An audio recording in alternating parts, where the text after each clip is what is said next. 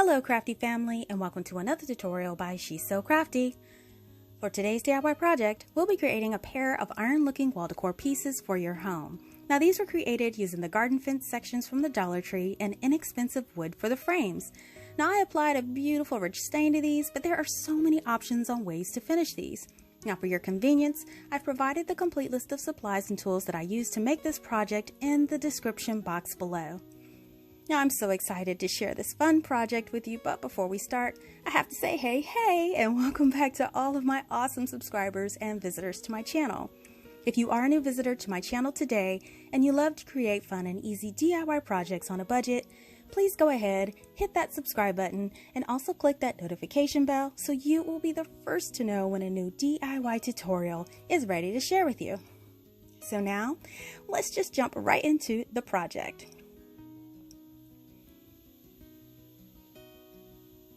Now for this project, we're going to need 2 of these fence sections from the Dollar Tree.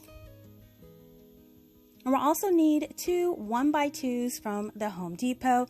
Now these come in 8-foot long pieces and they're really inexpensive. They only cost $1.54 each. Now you could also use some 5-gallon stir sticks from the Home Depot, and these are only 98 cents, and you'll need 3 packs to make 2 frames.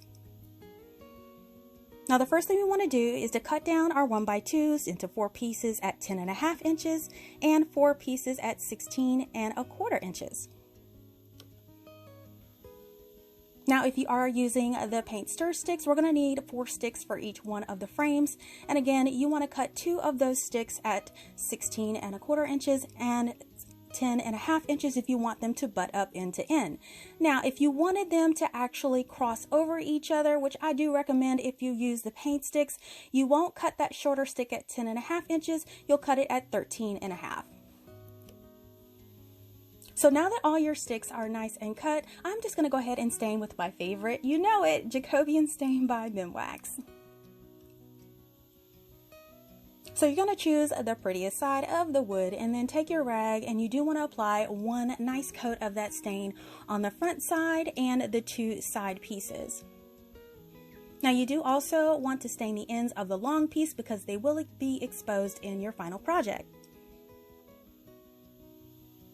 Now once all of your long pieces are stained, you want to go ahead and stain your shorter pieces, and you want to stain them the same way, but you don't want to stain the ends of these pieces because we will be adhering them to the wood and they will not be showing. And now that all your pieces are nice and stained, you want to sit them out for 2 to 3 hours to dry. So while that dries, we're going to work on our fence sections, and we will be cutting these apart into 4 separate sections.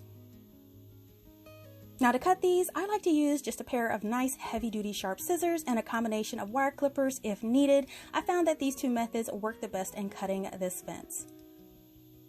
So I like to start cutting my fence by first removing those sticks at the bottom. We're not going to be using these, so we're going to go ahead and cut those off. And now we want to start cutting the sections of the fence apart. Now what you want to do is you just want to take your scissors and you want to cut evenly down the seam between each one of the sections, just making sure that it is cut as evenly as possible until all of them are cut apart into 4 sections. Now we will be cutting the trim off of these little swirl pieces because this will be the main part of our project. So you just want to carefully take your scissors and cut around all of the curves. Now when you cut around these, you just want to kind of make them as round and as even as possible as you go.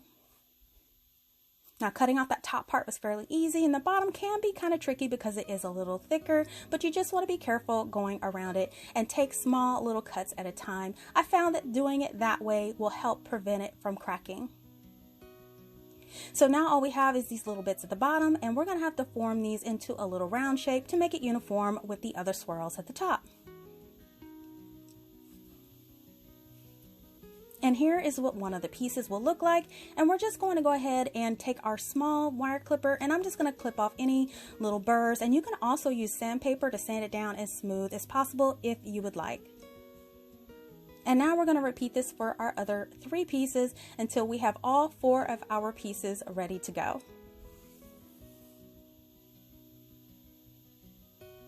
So we're going to set 2 of those pieces to the side, and we're going to be cutting the 2 more in half. So I'm going to cut those right down in the middle, a little bit, probably a little bit longer on the arrow side than the swirl side, but we're going to cut them as shown here. And then on the little swirl side, we're just going to split those right down the middle in half.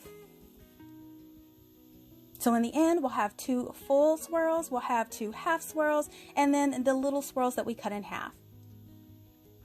So now I'm going to grab my grid mat, and this will help me lay out the pieces and make sure that my design will be perfectly even. So we're going to start with those full pieces, and we're going to butt those ends up together with the arrows facing out, and we're going to slightly overlap them in the middle, and we're going to work from the back side on this. So flip them over with the good side down, and we want to overlap those bottoms to make sure that they're going to be nice and even. Now to glue these, I'm going to be using my Surebonder hot glue on the high temperature, and I do have my wood glue sticks in there. It does not matter which ones you use. I prefer the wood glue sticks. I think that they are a lot stronger, and I'm just going to apply a layer of glue on there and stack them on top of each other to make sure they're bonded. Now once they are bonded, I'm going to just generously apply another layer right on top of that seam just to make sure that they're nice and secure together. And here is what it will look like. Be generous with this, don't be shy. Now once that glue is firm to touch, we are going to proceed with adding our 2 top pieces that we cut off from the other swirls with the arrows on there. Again, we want to make sure that they are face down and they're nice and aligned. Now I did notice my ends were just slightly too wide, so I'm just cutting the trim off both ends at the bottom to look like shown here, just to make sure that they fit right in the area without overlapping. And then again, I'm going to take my hot glue and I'm going to apply it right on top of that glue that we just applied to adhere those 2 side pieces together. And then once that's on there, you just want to place the very end of that piece right on top, and you want to make sure it's nice and even. And we're going to repeat this for the bottom side as well until that glue is nice and secure. Now once that initial bond is on there, you want to apply a heaping amount of that hot glue at that seam where that piece was placed on top. I just like to run the glue right down those channels and connect the channel of that piece along with the channel on that side. And you can see here how I applied that glue.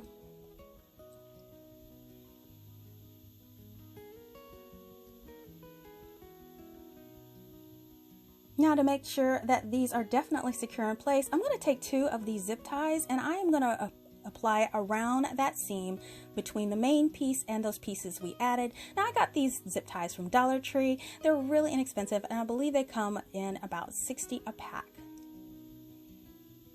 So once those zip ties are nice and secure around there, you just want to clip off those tails.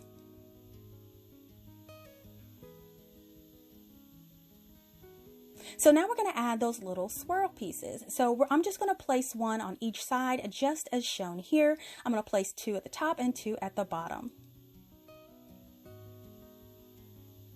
Now to make sure they fit, I'm going to trim the bottom of each one of those swirls until it's nice and flat, and it'll fit right inside that little crease.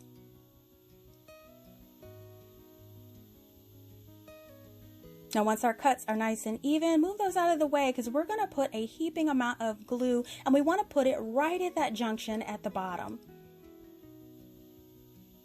Now we're going to wait for that glue to get nice and hard, and then we're going to go in again and put some glue right on top. Now adding that glue at the bottom just gives it a little bit of height, so these side pieces that we're adding now will fit right on top of there.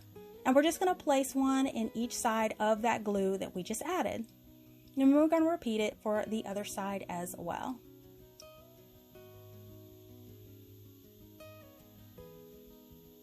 And now you can see how they are going to be attached.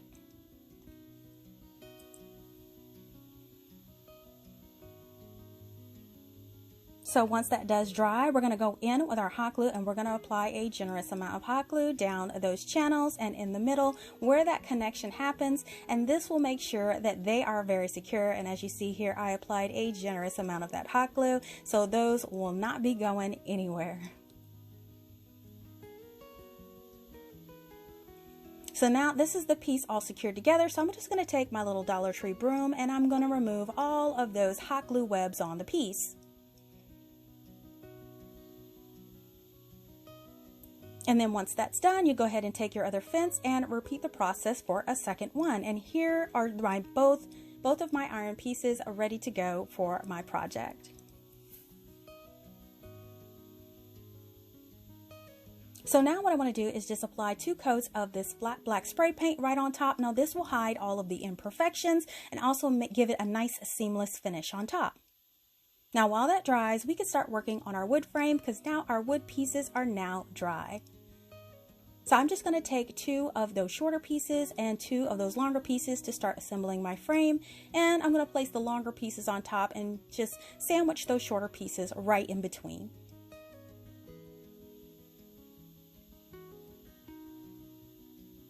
So for a temporary immediate bond, I am using some hot glue with my Sure-Bonder wood stick glue sticks, and I'm going to be using this to adhere it together just for a temporary bond. I am going to be adding some screws later, but this allows me to keep working without it letting it sit for a while to dry like you would have to do with wood glue. So I'm just applying that on all of the ends and then applying all the pieces together, pressing firmly in place until it sets. So I did mention I will be using screws, and for this project I'll be using some 1.5 inch wood screws to put on each end, and I'll need 4 for each frame. So before I like to add my wood screws, I do like to add pilot holes, and this will prevent the wood from splitting when you do add your wood screws, and I recommend that you do not skip this step. It definitely will save you some time, and just make 4 pilot holes in each corner. And here are all of my holes drilled, ready for those screws. And now I'm going to take my 4 screws, and I've put my screw bit on my drill, and I'm just going to start by hand threading it in and then screwing it all the way in with your drill. Now you're going to repeat this until all 4 corners have their screws, and this will ensure that your frame is nice and sturdy. Now you repeat this whole process for your second frame until both of them are complete. Now as you notice, my screws do have like a gold color, so in order to remedy that, I'm going to mix some of this nutmeg brown along with this black acrylic paint together until I get a color close to my Jacobian stain, because what I will do with this when I do have it is cover up all of those screw holes. So I'm just going to take that paint and I'm going to take a fine paintbrush, dip it inside that screw and around it to blend it in to the finish. And you want to repeat this all the way around the frame. So now that my iron pieces are dry, we can start and add them to our frames. So sit those to the side and grab one of those frames. Now what we're going to do is take one of our iron pieces and we are going to center it right on top. And as you see, those arrows just overlap the frame just as planned. So I'm going to take my hot glue initially, and what I want to do is flip my iron piece over, and I'm going to put a bead of hot glue inside each one of those arrows, and I'm going to apply that to the center of my frame. Now I'm using this hot glue as a temporary hold because, like I mentioned before, I do like to use nails and screws in my pieces to make sure it lasts long, and I'm going to use just these small brad nails that are only 1/2 inch long, and I'm going to use this to apply this the iron to my frame. So since they are so small, I am using my needle nose pliers to hold them.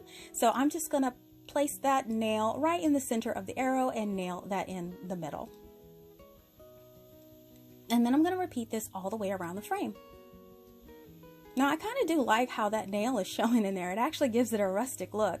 But if you don't like it, you could just take some black acrylic paint, and I'm going to do this and show you how to do it. I'm just going to take a little dot and cover each one of those nail heads. And there you have it. And now all we have to do is add our iron piece to our second frame. So now both of our frames are mounted and ready to go. So now to hang our piece, all I'm going to do is add some jute twine with knots tied on each end. Now I'm going to mount a string on the top and a string on the side, and that way it'll give you the option of displaying them horizontally or vertically. Now to apply these, I'm just going to use my staple gun, and I'm going to apply 2 staples at each end where that knot is on that jute string. Now you want to do this for the top and the bottom of the frame. And here are both pieces in place. And now both of the frames have their hangers and they are ready to display. And here are the completed frame pieces on display. Now I think these turned out so amazing. Now I really love the high-end look of wrought iron and home decor, especially when it's paired with beautiful wood tones as shown in this piece. And the texture of these fence pieces is so realistic. Now hanging these horizontally is such a great option too, and it opens the door to so many creative ways to display them. Now I can definitely see them with a candle holder or a bundle of greenery or florals added to the center too. Now if you don't want to stain the wood, you can also add a rustic weather finish like in gray or white, and you can add it to the frame or even the iron piece itself. You all have to let me know in the comments, how would you choose to decorate and display these in your home? Now if you want more ideas for this fence, be sure to check out these other DIYs that I've created.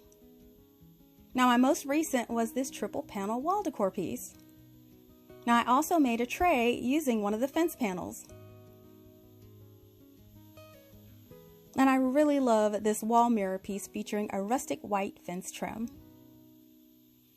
And I also used them in a high-end inspired recreation. Now I did make a pair of candle holders with them, and I'll be sure to link all of these tutorials in the description box below. Listen, if you love DIYs on a budget, please give this video a thumbs up and share this video with your friends. Make sure that you're following She's So Crafty EE on Facebook, Instagram, and Pinterest for the latest news, sneak peeks, and giveaways. Thank you so much for watching today. If you liked videos like these and don't want to miss the next one, make sure you're subscribed. Click that subscribe button below, or just click on my She's So Crafty logo on your screen. Thank you so much for watching, and I will see you all next time.